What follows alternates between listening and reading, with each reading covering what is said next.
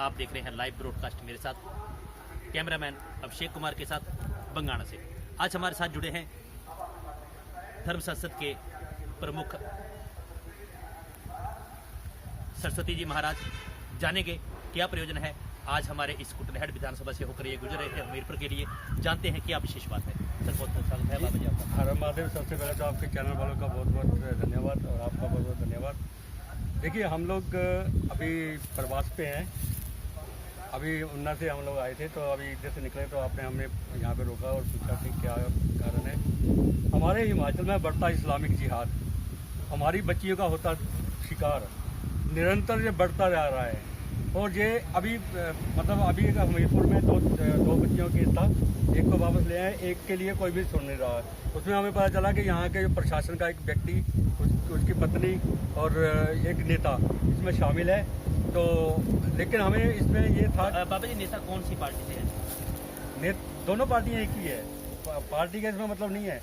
मतलब है कि जिन सत्ताधारियों को हमने ये सत्ता दी थी, ठीक है, इससे पहले हमने बीजेपी को दी, अब कांग्रेस को दी है, कोई भी हमारे बच्चों के लिए कोई भी नहीं सोच रहा है। जबकि वो जिनको सत्ताएं दी हैं वो भी सनातनी हैं, वो भी हिंदू हैं, लेकिन पता नहीं वो कैसे हिंदू हैं, उनका जमीर मर चुका है। क्या क्या चक्कर है कि जो हमारी बच्चियों को तंत्र के आधार पे इस्लामिक जिहादिये लव जिहाद के चक्कर में फंसा के लेके आ रहे हैं, हमारी बच्चियों को बर्बाद कर रहे हैं। अभी एक बच्ची को, हमीरपुर की बच्ची को कोलकाता ले गए हैं। वहाँ से अब तक कितनी बार हमारे जो संगठन है, कितनी बार एसपी के साथ पास जाके आए हैं, कितनी बार नेताओं के पास जाके आए हैं, लेकिन कभी किसी ने कुछ नहीं सुना। तो मुझे जब पता चला तो मैं अभी जा रहा हूँ, बच्चियों के माँ बाप से मिलने जा रहा हूँ। उनसे पूछूंगा कि वो क्या चाहते हैं। अगर वो चाहते हैं कि बच्चियाँ वापस आएँ तो हम लोग उसके लिए यहाँ पे कार्य करेंगे, उन बच्चियों को वापस लाएंगे। हम अपने सोर्सेस भी लगाएंगे और नेताओं को भी बोलेंगे और प्रशासन को भी बोलेंगे, नहीं तो फिर हम आंदोलन करेंगे। स्वामी जी, मैं आपसे जानना चाहता हूँ कि प्रशासन कोई बात नहीं सुन रहा है, कोई और अधिकारी बात नहीं सुन रहा है, आखिर जाएं तो कहाँ जाएं? क्योंकि आप भी लोगों को संदेश देते हैं, आपके ऊपर बड़े ज़्यादा लोग निर्भर करते हैं। क्या कारण है कि ऐसी परिस्थितियाँ पैदा होगी? देखिए, इसका जो परिस्थिति का इसका जो पूरा कारण है, वो कारण है हमारे समाज की अकर्मण्यता, हमारे समाज का कमीनापन और हमारे समाज की कायरता। हम लोग इतने कार हो गए हैं कि कोई भी हमारी आवाज़ नहीं सुन रहा है। क्योंकि हमारी जो देवीय शक्तियाँ हैं वो भी अगर किसी का सुनती हैं, वो भी उनका सुनती है। जो अकर्मण्यता, हमारे समाज का कमीनापन और हमारे समाज की कायरता। हम लोग इतने कार हो गए हैं कि कोई भी हमारी आवाज़ नहीं सुन रहा है। क्योंकि हमारी जो देवीय शक्तियाँ हैं वो भी अगर किसी का सुनती हैं, वो भी उनका सुनती है जो ताकतवर है। क्योंकि सभी सहाय सबल के, कोई न निर्बल सहाय, पवन जगावत अग्नि को, दीप ही देत बुझाए। ठीक है, ये जितनी भी शुभ और अशुभ शक्तियां हैं ना, ये सारी ताकतवर की साथी हैं। जैसे एक अग्नि जलाने को क्या क्या क्या चाहिए? हवा चाहिए, ऑक्सीजन चाहिए। वही हवा अगर छोटे से दीपक को वही हवा बुझा देती है।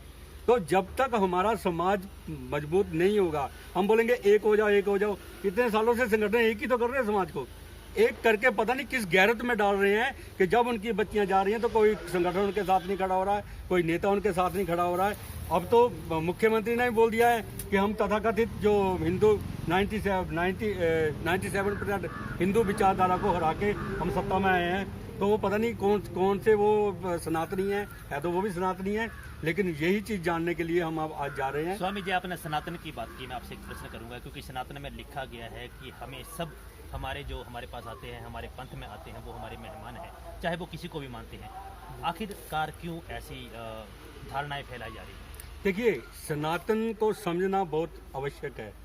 सनातन में है कि जितने भी सर्वधर्मान परित्यज्य, जो भगवान श्री कृष्ण ने सब धर्मान परित्यज्य कहा था, वो किस लिए कहा था? वो इसलिए कहा था कि जितने भी हम लोग हैं, चाहे वो ब्राह्मण हैं, चाहे वो क्षत्रिय हैं, चाहे वो वैश्य, चाहे शूद्र हैं, उनके जो धर्म है, धर्म मतलब उनकी जो नीतियां हैं कार्य करने की, या उनकी जो जिम्मेदारियां, जो उनकी संस्कृति है, उन सभी को छोड़ के और धर्म और अधर्म के बीच में भेद करने का नाम ही सनातन है। ठीक है, अब सनातन में सभी नहीं आते, एक अधर्मी है वो सनातन में नहीं आते।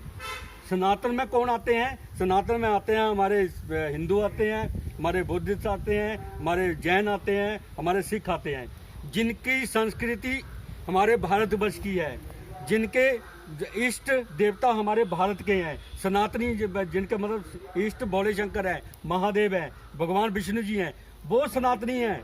लेकिन जिनके कोई मक्का में बैठा हुआ है या जिनकी कोई चर्चों में बैठा हुआ है, वो सनातनी नहीं है। हमें ये भी भेद करना पड़ेगा, हमें ये भी जानना पड़ेगा कि जो हमारे बच्चियों को बरगरा के लेके जा रहे हैं, अगर वो हमारे शिव को मानने वाले हैं तब तो कोई दिक्कत नहीं है।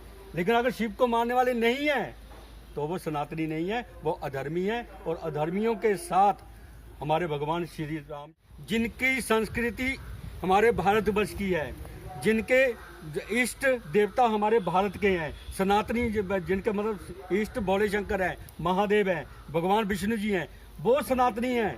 लेकिन जिनके कोई मक्का में बैठा हुआ है या जिनकी कोई चर्चों में बैठा हुआ है, वो सनातनी नहीं है। हमें ये भी भेद करना पड़ेगा, हमें ये भी जानना पड़ेगा कि जो हमारे बच्चियों को बरगरा के लेके जा रहे हैं, अगर वो हमारे शिव को मानने वाले हैं तब तो कोई दिक्कत नहीं है। लेकिन अगर शिव को मानने वाले नहीं हैं तो वो सनातनी नहीं है, वो अधर्मी है। और अधर्मियों के साथ हमारे भगवान श्री राम जी भी लड़े थे, हमारे भगवान श्री कृष्ण जी भी लड़े थे, सब लड़े थे। तो जो भी अधर्मी है, जो भी आताताई है, आताताइयों, हमारा सनातन कहता है कि आताताइयों का वध करना ही सबसे बड़ा धर्म है। अच्छा स्वामी जी, आज हम अधर्म से लड़ेंगे कि प्रशासन से लड़ेंगे, जो हमारी बात नहीं आम जनता की बात? देखो प्रशासन, हम प्रशासन को की तरफ क्यों देखें? हम प्रशासन की तरफ तब देखते हैं जब हम गुलाम हैं या जब हम कमजोर हैं। अगर हम लोग खुद ही मजबूत हैं तो हम प्रशासन की तरफ क्यों देखें? अभी हमने धर्म संसद करी थी, आपको पता ही है। पीछे आपको वहाँ पे कुछ प्रताड़ित किया गया था, कुछ धर्म संसद के दौरान क्या मामला हुआ था, वो जानना चाहते हैं। वो प्रताड़ित, हमें क्या प्रताड़ित करेगा? क्योंकि हम तो ये भगवत जो चोला पहने है ना, ये अग्नि वस्त्र है। आज हम जहाँ मर जाएंगे ना तो हमें अग्नि की जरूरत नहीं पड़ेगी। तो हमें ये प्रशासन वाले क्या प्रताड़ित करेंगे, ये सत्ताधारी क्या प्रताड़ित करेंगे? लेकिन हाँ, हमने वहाँ पे प्राची राणा की आवाज उठाई थी, जिसकी हत्या नवरात्रों में करी हुई थी। लेकिन हमें सबसे बड़ा दुख जो है, वो दुख ये है कि उसमें विरोध करने वाले हमारे सनातनी थे। हमारे साथ नहीं खड़े होने वाले, उस बच्ची का साथ नहीं देने वाले हमारे सनातनी थे। चाहे वो संगठन के लोग थे, चाहे वो प्रशासन के लोग थे, चाहे वो सत्ताधारी थे। तो हमें ये दुख है, हमें और कोई दुख नहीं है। लेकिन हमें हम स्वयं में हमारे जितने भी लोग, नहीं, मैं पहले एक मतलब बड़े उसमें एक चीज का जो है ना, हमें करना चाहिए, करेक्शन करना चाहिए। सलाम नहीं, प्रणाम करना सीखिए। चलो, और शहीद नहीं, बलिदान बोलना सीखिए। ठीक है? सलाम मतलब हम लोग सलाम है। सलाम का मतलब सैल्यूट भी होता है शायद, सैल्यूट हम जहनीत में करते हैं। नहीं, सलाम मेरा प्रश्न था छोटा सा। जी। जैसा आपका पहनावा है, हम प्रणाम करते हैं आपको, लेकिन कई बार ऐसे पहनावे वाले भी कुछ बहरूपी निकले हैं, क्योंकि लोगों के अंदर बड़ी भ्रांतियां फैली हुई हैं। जी। क्या आपका संदेश रहेगा लोगों के, क्योंकि लोग आपकी बात तभी मानेंगे जब आपके चोला जो है साफ हो। बिल्कुल। देखिए, ये तय करना समाज का काम है। अभी मैंने देखा, अभी आपने भी देखा, जहाँ वो खड़े थे, वहाँ पे कोई बंदा व्यक्ति बैठा हुआ है, वो पता नहीं क्या दे रहा, तजीब दे रहा था, सभी उसको माथा टेक रहे हैं। तो इन तजीबों और बबूतियों के चक्कर में ना पड़े, अपने बच्चों को बचाने के लिए स्वयं खड़े हो और बहरूपियों को पहचाने। आपके वहाँ पे देखिए कितने यहाँ पे कमंडल लेकर घूम रहे हैं, तो उनको पहचाने कि वो है कौन। और जो भी सनातनी नहीं है, उनके लिए खास मैं बगाना वालों को भी बहुत मतलब इसमें शाबाशी देना चाहूँगा और साधुवाद करना चाहूँगा। क्योंकि पीछे एक कांड हुआ था यहाँ पे, एक हमारा जो व्यक्ति, हमारा आर्मी का एक जवान बलिदान हुआ था, तो उसके ऊपर उसने इमोजी स्माइल वाली दे दी थी। बंगाना के जितने भी सनातनी हैं, उन्होंने यहाँ पे जितने भी जिहादी थे, सबको मार के भगाया। तो इसके लिए इनको सल्यूट है, इनको प्रणाम है। ठीक है? तो ये सब व्यक्तियों को करना पड़ेगा। आपके जितने भी दर्शक देख रहे हैं, उनको भी करना पड़ेगा। और दूसरी बात, मेन बात, अगर तुम लोग लड़ नहीं सकते तो कम से कम जो लड़ रहा है उसके साथ में खड़े हो जाइए, क्योंकि ये लड़ाई कहीं ना कहीं आपकी बच्चियों की भी है। ये प्रथम चरण है। आगे इसके और बुरा होने वाला है। मंडियां तक लगेंगी। अगर अब नहीं संभले तो फिर कभी भी नहीं संभल पाएंगे। ये फर्स्ट चरण है उनका। और अभी फर्स्ट चरण में मुझे कहते हुए बड़ा अफसोस हो रहा है कि ये जिहादी फर्स्ट चरण में बिल्कुल पास हो गए हैं। उन्होंने एक एग्जाम्पल करके देखा था, जहाँ के बच्चियां भगा के देख रहे हैं और कोई सनातनी नहीं बोल रहा है, कोई हिंदू नहीं बोल रहा है। तो ये बड़े दुख की बात है। हमें सनातनियों को संगठन से बाजी से, राजनीतिवादी से और प्रशासन की गुलामी से ऊपर उठ के अपनी बच्चियों की सुरक्षा करनी पड़ेगी। संविधान भी हमें ये हक देता है। चलिए स्वामी